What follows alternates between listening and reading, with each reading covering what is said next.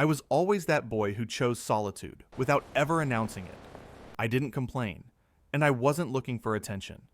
I simply felt comfortable being alone. I ate alone. I played alone. I walked alone. During breaks, I would choose the farthest spot.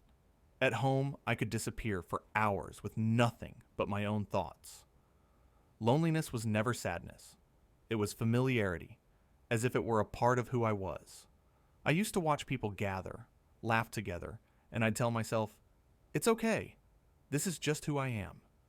I never felt incomplete. I never thought I needed someone else to be whole. I grew up living this way until I reached university. And there, everything changed. On my first day, I walked into a huge lecture hall. Countless faces, voices, laughter, groups forming effortlessly. I took a seat on the side, as I always did, looked around, and tried to convince myself that everything was normal. But this time, it wasn't. I began to notice that everything depended on people. Group projects, presentations, discussions, connections, opportunities. Even the simplest things, asking about a lecture or a shared file, required another person.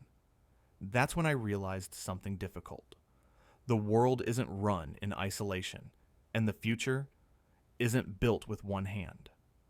I had to learn how to be social, not because I wanted to, but because life forced me to. I still remember the first time I tried to speak to a group.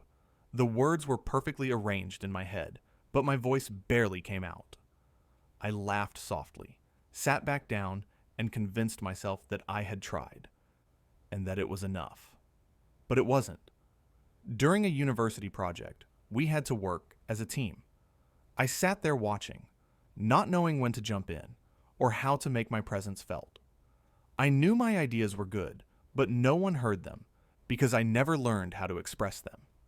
In those moments, I would return to my room mentally exhausted more than physically, asking myself, is the problem me? Has the solitude that shaped me become an obstacle now? That was the real shock. A bigger society, different minds, people who knew how to speak, how to build connections in minutes, as if it were second nature to them. Big projects, ideas that don't succeed without people, dreams that need a team before they ever need talent. I started to understand that I didn't need to abandon who I was. I just needed to add to myself. I learned to open conversations, even when it was uncomfortable, to share my thoughts, even when my voice trembled, to understand that relationships weren't a betrayal of who I am, but a bridge to opportunities I could never reach alone.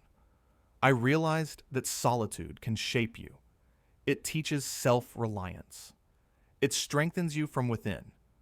But people are the ones who push you forward. And today, I still value my solitude, but I no longer imprison myself inside it. I learned balance. To be alone when I need to be, and to be with people when the path demands it. And that was the first real lesson life taught me.